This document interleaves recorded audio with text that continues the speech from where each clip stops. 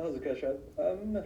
Bad luck of not getting a game in today, I suppose. And I'm interested in your conversations after the last game. I know there were some unusual circumstances, but what was the plan to come back from a beating like that in today's game?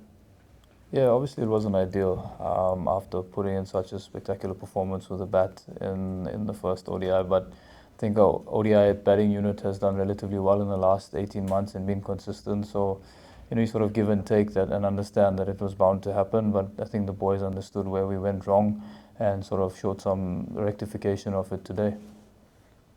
Thanks, Telford. For those thinking. Hi, Keshav. Keshav, the next one-day cricket you play from here, all of it will be directed at the World Cup Super League. Is there anything that you can take from this into those what I suppose be must-win games, or anything you still think needs sorted out before you potentially have to go to a qualifier? Yeah, I think if you looked at the first ODI, it's probably our more clinical performance in the last 18 months.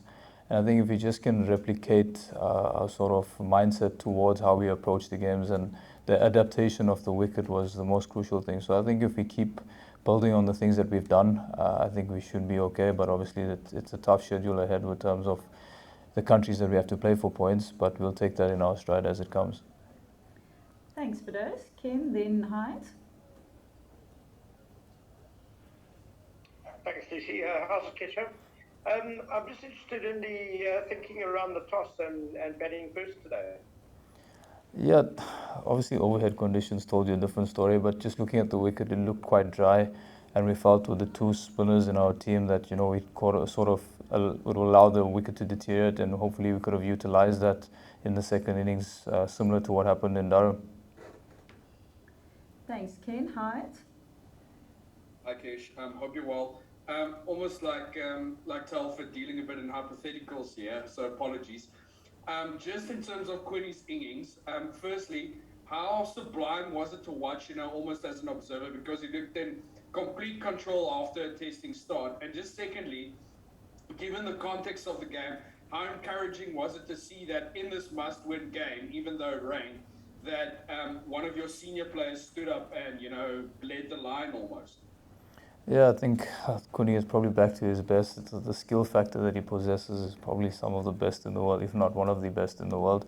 But yeah, I think it's really encouraging to see that one of the senior players put their hand up in such a crucial game. It would have been lovely to have gone on and seen the outcome of the game, because I think it would have been a spectacular end to what's been a really thrilling and wonderful series so far. But just happy that Quinny's found his form again, and hopefully he can replicate that throughout the rest of his career, hopefully.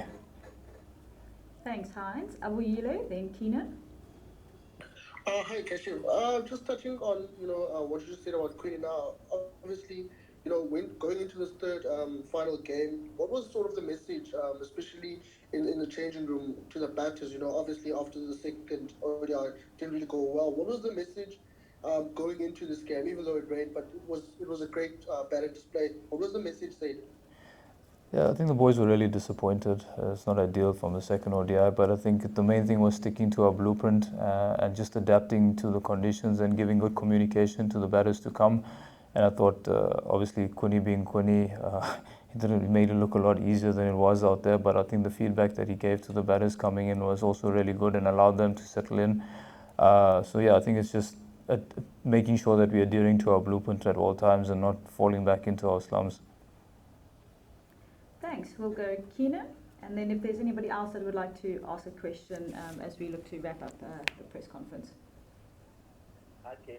I was just wondering, in terms of the weather, how disappointing is it? The first game was that Durham was extremely hot, and the second game was restricted to 29 over the side, and then the third game now banned. Like, how frustrating is it for to play in such conditions? Yeah, obviously the rain's beyond our control. Can't really comment too much on that. But yeah, I guess we turned up here to play cricket. It's unfortunate, so a little bit frustrating, but I suppose we can only control what we can.